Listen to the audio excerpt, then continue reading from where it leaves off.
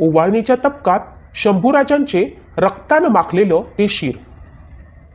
शंभूराजांच्या मृत्यूपूर्वी येसूबाईंना पडलेलं ते भयानक स्वप्न. येसूबाईंचे मोठे भाऊ गणोजी शिर्के यांना छत्रपती शिवाजी महाराजांनी वतनदारी देण्याचं वचन दिलं होतं. पण कालांतरानं महाराजांचं निधन झालं. तेव्हा गणोजी शिर्के छत्रपती संभाजी महाराजांकडे वतनदारीची मागणी करू लागले. तेव्हा संभाजी महाराजांना वाटले, आज जर का गणोजी शिर्केला वतनदारी दिली तर उद्या इतरही वतनदारी मागतील. असे होत राहिले तर स्वराज्याचे तुकडे तुकडे होतील. म्हणून संभाजी महाराज गणोजीला वतनदारी देण्यास तयार नव्हते. बराच वेळ नकार दिल्यावरही गणोजी मात्र वतनदारीची मागणी करतच होते. या वतनदारीवरनं शंभूराजे आणि गणोजी शिर्के यांच्यामध्ये बऱ्याच वेळा वादविवाद झाले. एकदा तर गणोजीनं रागामध्ये म्हटलं, जर का मला वतनदारी दिली नाही तर मी संपूर्ण रायगडाला आग लावून देईन. गणोजी शिर्केचं हे बोलणं ऐकून शंभूराजांना खूप राग आला. त्यांनी रागाने गणोजीवरती तलवार उगारली. पण येसूबाई मध्ये आल्या. तेव्हापासून शिर्के शंभूराजांचा खूप द्वेष करू लागले. यात संभाजीला जीवानीशी मारून टाकेन अशी धमकी देखील त्यांनी येसूबाईंना दिली.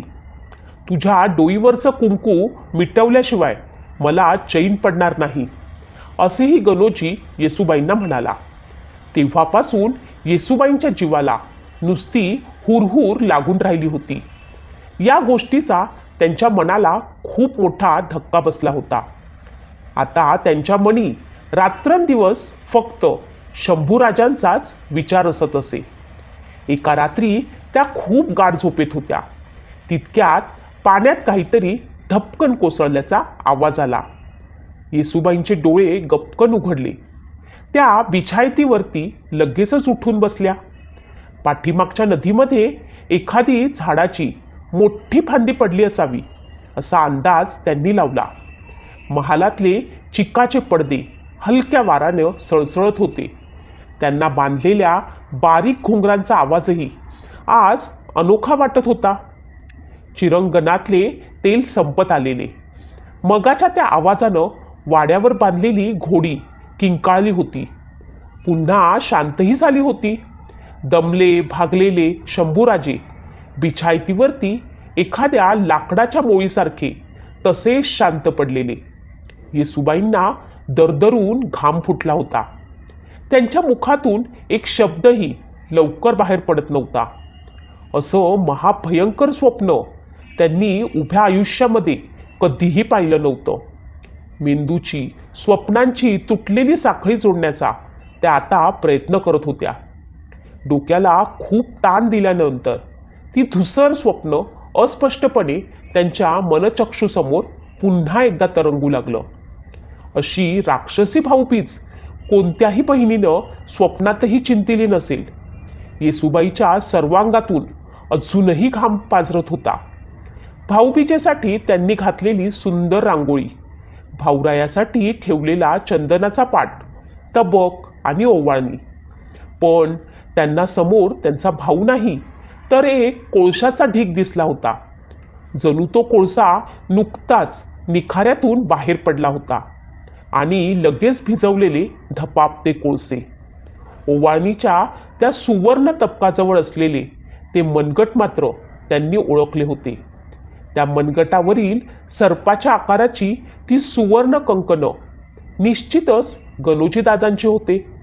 स्वप्नात सुद्धा ओवाळणीनंतर येसूबाईंनी मनोभावे आपले डोके गणोजी दादांच्या पायावरती टेकवले. पण भावाकडून मिळालेल्या त्या महाभयंकर ओवाळणीनं येसूबाईच्या अंगाचा थरकाप उडाला होता. अजूनही त्यांचं काळीज उडत होतं.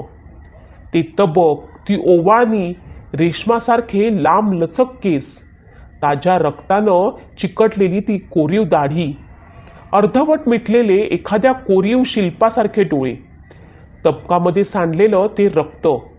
अरे देवा, हे शिर तर शंभूराजांचं होतं.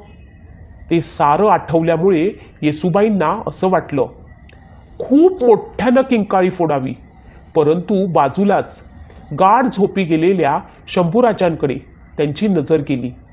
खूप दूरवरून प्रवास करून आलेल्या कोण्या चंद्रनगरचा राजकुमार ढगांच्या ढोलीमध्ये शांत झोपी जावा, तशी शंभूराजांची चर्या जितकी दमलेली तितकीच पवित्र दिसत होती.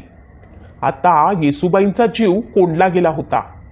महालाच्या गवाक्षातून जोरात येणारी वाऱ्याची झुळूक, झाडावरनं टप टप पडणाऱ्या पानांचीच नव्हे तर साऱ्या चराचराची का कुणास ठाऊक, आज त्यांना खूप भीती वाटत होती. कुण्या अज्ञात गूढ शक्तीनं संगमेश्वरचं सारं रानच जणू झपाटून टाकल्यासारखं वाटत होतं. इथे आता काही झाले तरी अधिक वेळ थांबायला नको, असा घोषा येसूबाईंनी रात्रीच शंभूराजांपाशी लावला होता.